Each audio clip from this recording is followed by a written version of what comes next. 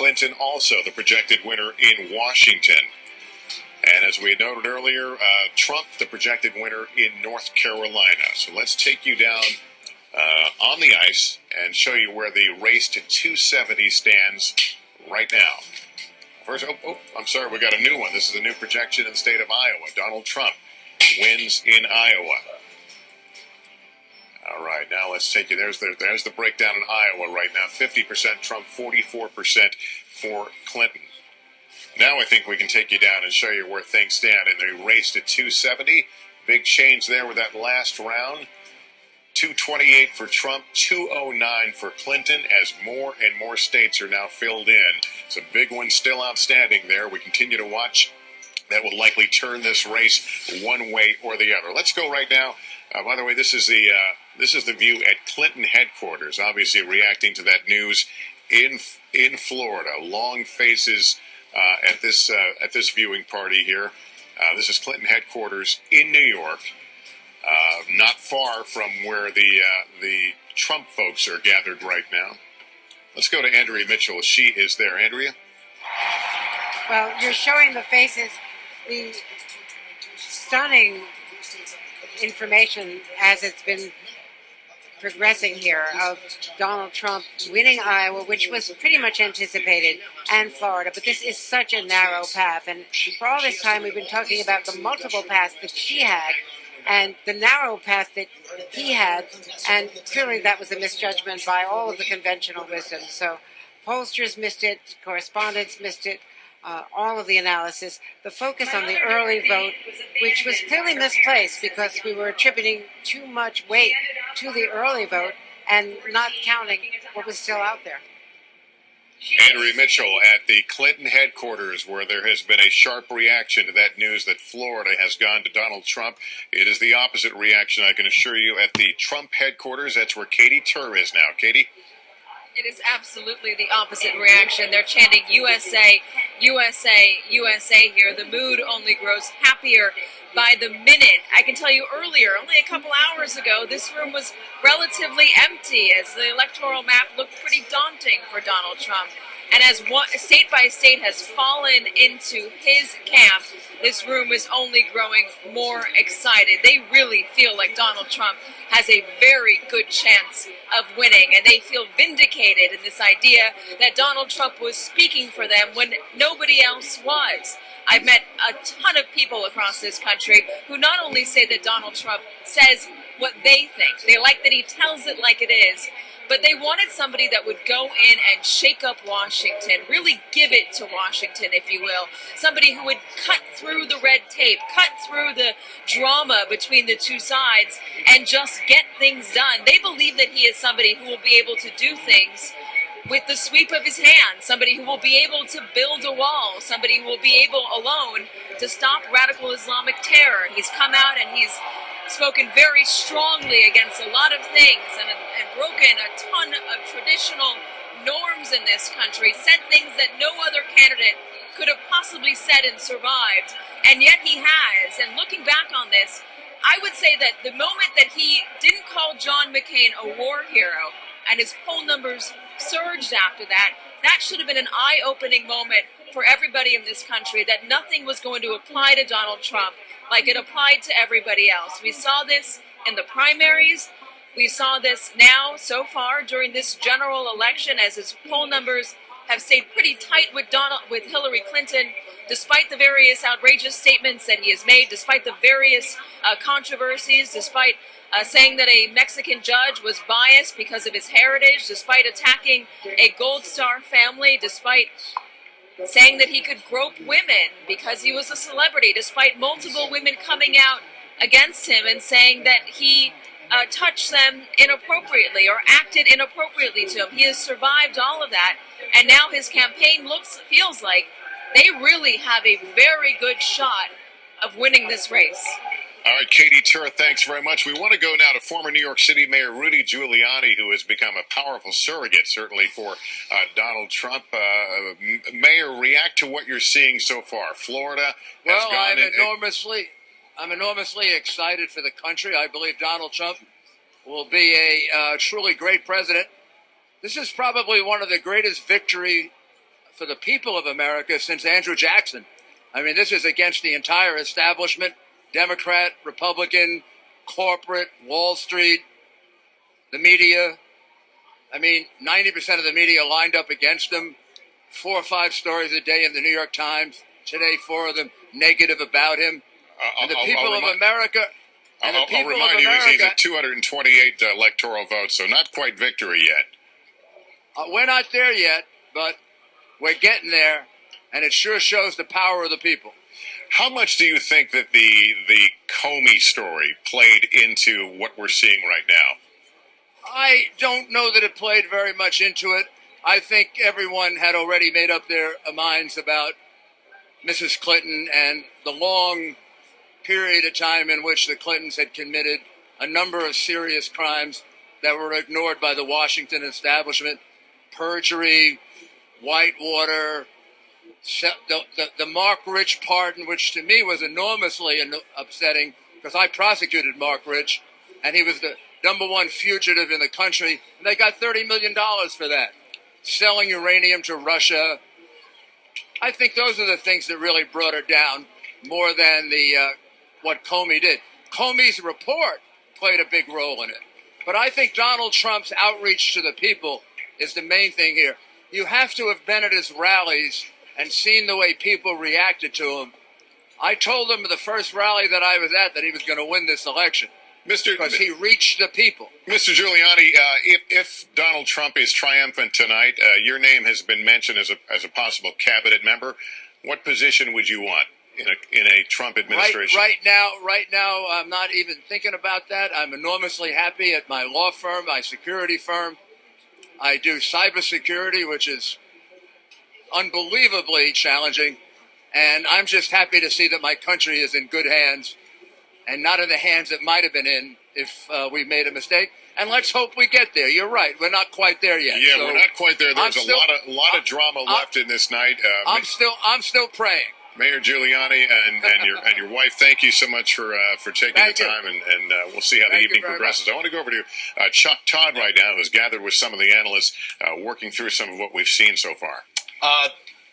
President Trump may be something that everybody needs to get used to, including the Republican Party. And I have to say here's 3 people, smart minds in the Republican Party, and I think we all thought it couldn't happen, that he couldn't do this on the power of white voters alone, that he couldn't do what he did, and guess what? He may just do it. Mike Murphy, what did you miss? Oh, boy, I missed a lot.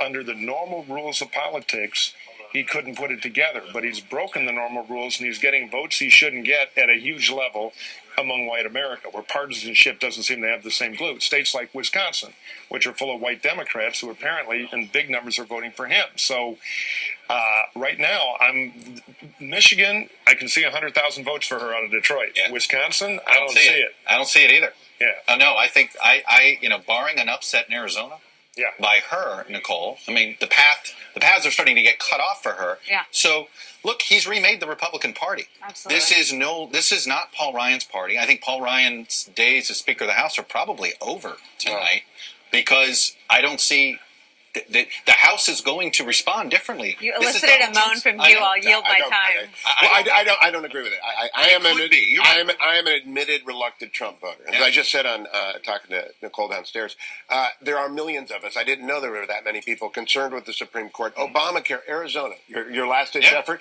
The premium on the silver plan in Phoenix went up 149%. And so there is a vast number. Ron Johnson winning in Wisconsin is an Obamacare vote. I think that all this is going to come down to Donald Trump will sit down with Mitch McConnell and Paul Ryan, if this holds true, and they will do deals, and they will save the Supreme Court. Let me throw a little. This is because I'm sure some Bernie bros are going to be talking about this. Does Bernie Sanders lose Wisconsin? Anybody? Who thinks Bernie Sanders would have lost Wisconsin? I think he would have probably lost Wisconsin. Just culturally, he wouldn't have connected, I think, to some of those counties that Trump's winning. Was she uniquely unable to connect to this vote? Yeah. I want to get in on being wrong because I think we probably get raced to the bottom. I was just going to say, the table's going to get crowded. Here's one thing that I'll just speak for myself that I got wrong.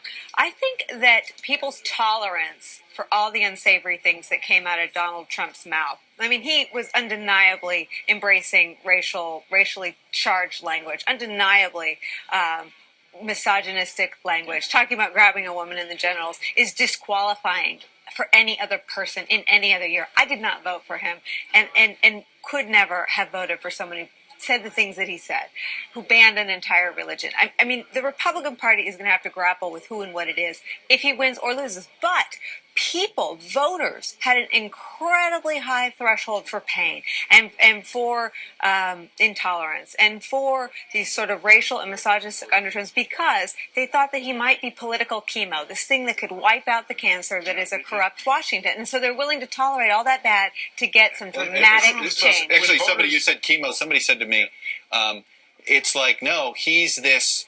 Yeah, there's only a 10% chance the pill would work, but I want to try it. Right. So when voters are really mad, they have a low tolerance for the baseball bat. They don't pick the prettiest one in town. They want a weapon, and he was that weapon, so they held him accountable to almost nothing. On the other hand, they don't like her. She's politics. That's it. I just want to say, you said rejection election on my show. You're absolutely right. This is a rejection of Hillary Clinton and a tentative willingness to roll the dice, which is why I think those curbs in the form of McConnell and Ryan will mean a great deal. It is a rejection election. It mean everything. By the way, I do want to go to the Andrew Jackson point here, because I've thought about this too. That he was trying to do Andrew Jackson, and I didn't think you could do Andrew Jackson. Yeah, Walter Russell Mead wrote that, and he was so pressured. But absolutely, because that is how Andrew Jackson, the first populist to become president, and who was arguably destructive to the American economy at the time. Yeah. But the public didn't care. John Meacham's book captured that, and he ruled as he ran. He ruled as a destroyer. And by the way, to this day, historians, some think they love Jackson, and some think he was the worst president. Yeah. If Trump wins, and I believe on this situation he has a better chance than not, now will come the pain, the other half. Voting to blow things up is easy. Mm-hmm. Living with that in the economy and everywhere else, look at the futures, is another story. Nicole, let me give you more PTSD about Florida. I want to put up a Florida. This is the four-way Florida board. A bunch of Democrats are gnawing their fingernails because look at the difference between Trump and Clinton, 132,000, and then look at the total vote of Johnson Stein, 266. Now, let's not presume all Johnson voters were somehow going to go Clinton. Right. But something kept them from voting for Trump because he was changed and he was outside of those. So we don't know. So no. But there is going to be some Bernie Bros or things like that. Someday, Democrats are going to look for a bunch of things to gnaw on their fingernails at this one. But the fact of the matter is, that. I mean, I was talking about show trials in the Republican Party. Now I'm going to be in the chair. Yeah. But and others. But the Dems are going to have an implosion over this. All right. I got to interrupt you. I got to go to Lester. We got a call in Georgia. All right, we're making that projection now. NBC News projects that Donald Trump wins the state of Georgia. This has gone on a lot longer than many imagined it would, but 16 electoral votes, Trump wins Georgia. We also want to note very quickly, well, let's first of all look at the where that takes us in the race to 270. That puts Trump at 244. Clinton standing right now at 209. Let me just mention here very quickly, Arizona, Wisconsin, those have moved to the too close to call category. We'll take a break, be back with more right after this.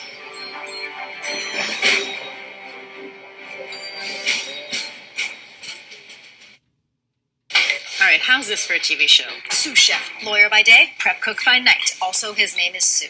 No, Sloppy Joseph. A middle-aged man is trying to get his life together, but he can't. He's too sloppy. No. Here you go. I got this. I get cash back, so it's like everything's on sale. With the Blue Cash Everyday Card from American Express, you get cash back on purchases with no annual fee. Everything's on sale. A home shopping show takes place on a sailboat. That's the one. Banana boat dessert on me. Look at you being all lactose tolerant. It's more than cash back. It's backed by the service and security of American Express. Why are you sleeping? Come on. What time is it? It's go time. Come on, let's go. I feel like I went to bed an hour ago. I'll make the cocoa. Get a great offer on the car of your grown-up dreams at the Mercedes-Benz winter event. It's the look on their faces that makes it all worthwhile. But hurry, these offers end soon. Fifth and Walnut? This isn't an Uber.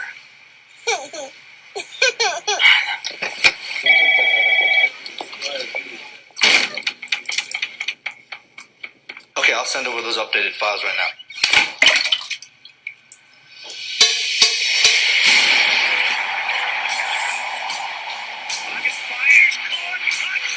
Start your weekend early with Thursday Night Football on NFL Network. One of the most important elections in history, find out about real people solving problems and how a new generation is driving change. Red, white, and you. Get the full stories exclusively on the NBC News app for Amazon Fire TV and Echo.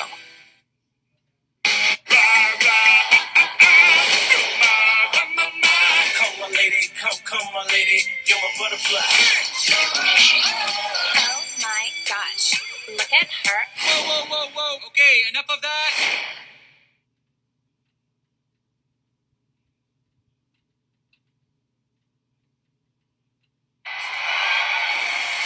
We're going to peek in right now at the celebration that is growing at the Trump headquarters as supporters there sense this may be their night in the race to 270. And a much different story at the Clinton headquarters. This was a bit earlier as people reacting to the news that Florida had gone Trump's way. So it is a tale of two halls blocks away here in New York City, interpreting and watching the news as it unfolds in this extremely tight presidential election.